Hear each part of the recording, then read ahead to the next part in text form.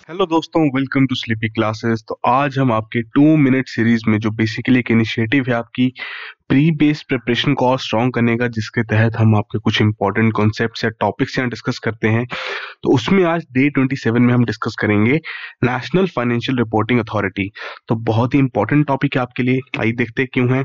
Basically जो आपकी national financial reporting authority है, इसकी स्थापना की गई थी 1 अक्टूबर 2018 को भारत सरकार द्वारा under sub section 1 of the section 132 of the companies act of 2013। Companies act 2013 का आपके लिए वैसे ही काफी इंपॉर्टेंट है, इसको अच्छे से कवर कीजिए। अगर बात करें क्यों एनएफआरए की स्थापना की गई थी, तो आपने सत्यम स्कैम के बारे में सुना होगा। कब हुआ था ये आपका? 2009 में। उसके बाद जो आपका पीएनबी का स्कैम हुआ था 2014 में, जिसके चलते आपका 12,000 करोड़ से भी ज्यादा का नुकसान हुआ था उस स्कैम में। तो इन्हीं स्कैम्स को अवॉइड करने के लिए आपकी नेशनल फाइनेंशियल रिपोर्टिंग अथॉरिटी की स्थापना की गई थी। तो काफी सिंपल से ऑब्जेक्टिव्स थे यहाँ पर केंद्रीय सरकार के इसकी स्थापना करने के लिए। पहली बात, एक सेपरेट और इंडिपेंडेंट रेगुलेटरी बॉडी की स्थापना की जाए जो कि असिस्ट कर सके in framing and enforcement of legislation relating to accounting and auditing. साथ के साथ जो इन्वेस्टर और पब्लिक का जो कॉन्फिडेंस है उसे इंप्रूव किया जा सके in financial reporting of an entity. तो बहुत ही सिंपल से प्रोविजंस या हम कह सकते हैं ऑब्जेक्टिव्स थे इस तरीके की अथॉरिटी की स्थापना करने के लिए। और ऐसी जितनी भी आपकी अथॉरिटीज या कोई भी बॉडी रहती है, प्रीलिम्स पॉइंट ऑफ व्यू से क्या क्या उनमें इंपॉर्टेंट रहता है जो आपको पता होना चाहिए। सबसे पहली बात, क्या उसका रोल है, क्या उसकी कॉम्पोजिशन है, ठीक है जी। कॉम्पोजिशन के बाद बेसिकली क्या उसका स्कोप या फिर हम कह सकते हैं क्या उनकी जुरिस्डिक्शन है। ये बेसिक सी चीजें हैं। साथ के साथ वो आपकी कॉन्स्टिट्यूशनल बॉडी है या स्टैट्यूटोरी। अब आपके लिए यहाँ होमवर्क क्या है कि आप यहाँ बताइए कि आपकी कॉन्स्टिट्यूशनल बॉडी है या स्टैट्यूटोरी बॉडी है, ठीक है जी। तो अब हम यही आपकी जो अभी हमने बात की रोल्स, कॉम्पोजिशन और स्कोप, अभी यही हम डिस्कस करेंगे। सबसे पहले बात करते हैं कॉम्पोजिशन के बारे में। तो बेसिकली कंपनीज एक्ट के आधार पर एनएफआरए में बेसिकली आपके एक चेयरपर्सन होंगे, साथ के साथ आपके मेंबर्स होंगे जिनका नंबर 15 होगा मैक्सिमम। और जो चेयरपर्सन होंगे वो आपकी केंद्रीय सरकार द्वारा अपॉइंट किए जाएंगे। और इन सभी की अपॉइंटमेंट के लिए जो आपके चेयरपर्सन या जितने भी मेंबर्स हैं, कुछ क्वालिफिकेशंस रखी गई हैं। सबसे पहली बात कि उनके पास एक एक्सपर्टीज होनी चाहिए इन अकाउंटेंसी, ऑडिटिंग, फाइनेंस और लॉ, ठीक है जी। काफी बेसिक सी रिक्वायरमेंट रखी गई है। साथ के साथ उन्हें एक डिक्लेरेशन देना है केंद्रीय सरकार को कि उनका किसी प्रकार का कोई कॉन्फ्लिक्ट नहीं है या फिर लैक ऑफ इंडिपेंडेंस नहीं है in their appointment. No conflict of interest के बारे में बात करें तो बेसिक सा क्या मतलब है कि उनका किसी और ऑडिटिंग फर्म के साथ या किसी और अकाउंटेंसी फर्म के साथ जिनके अगेंस्ट वो हम कह सकते हैं इन्वेस्टिगेट कर रहे हैं, किसी भी पब्लिक कंपनी के अगेंस्ट इन्वेस्ट, प्राइवेट कंपनी के अगेंस्ट इन्वेस्ट कर रहे हैं, तो किसी के साथ उनका कोई लेना देना नहीं है, कोई कॉन्फ्लिक्ट ऑफ इंटरेस्ट नहीं होना चाहिए। साथ के साथ जितने भी मेंबर्स रहेंगे इंक्लूडिंग द चेयरपर्सन, जिसमें बेसिकली उन्हें फुल टाइम एम्प्लॉयमेंट प्रोवाइड किया जाएगा, वो किसी भी audit firm related consultancy firm इन किसी के साथ भी एसोसिएटेड नहीं होने चाहिए during the term of office and 2 years after their term. अभी बेसिकली जो 2 साल बाद का जो ये प्रोविजन रखा गया है, क्यों रखा गया है आप सोचिए थोड़ा इसके बारे में।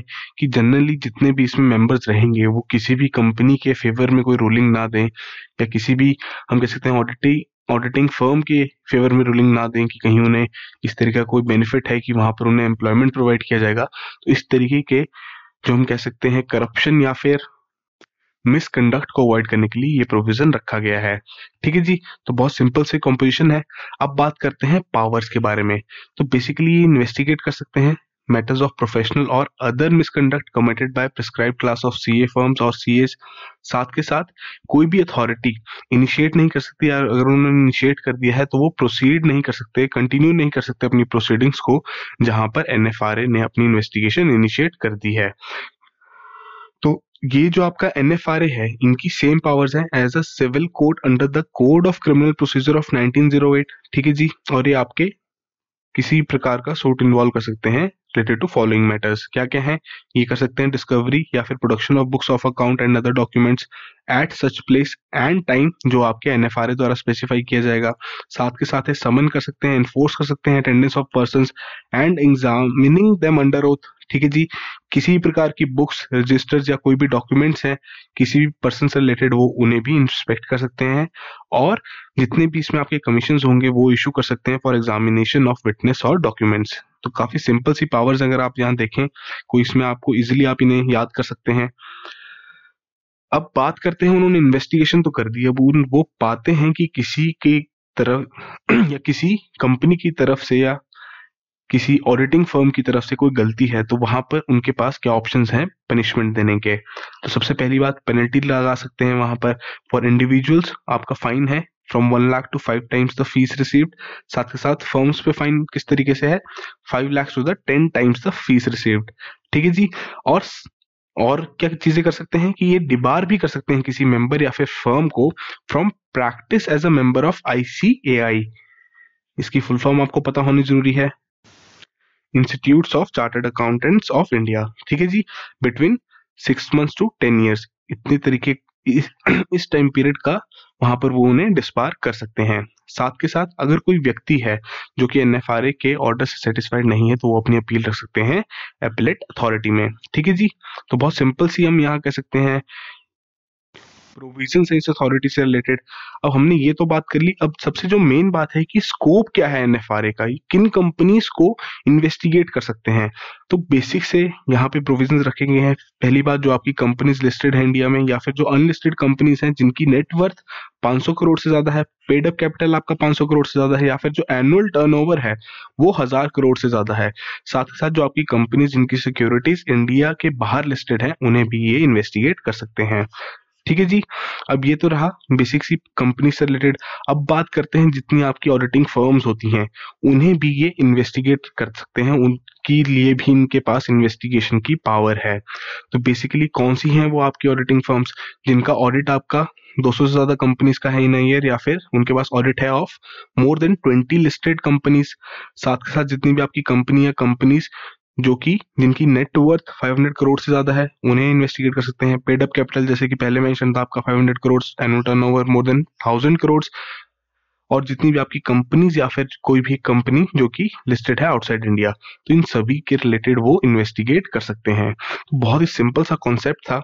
अब यहाँ पर आपकी प्रीलिम्स बेस्ड तैयारी से हम बात करें तो हमने जितने भी इंपॉर्टेंट कंपोनेंट्स थे, आपको जिस तरीके से क्वेश्चन पूछा जा सकता था, वो तो यहाँ मेंशन है ही। ठीक है जी।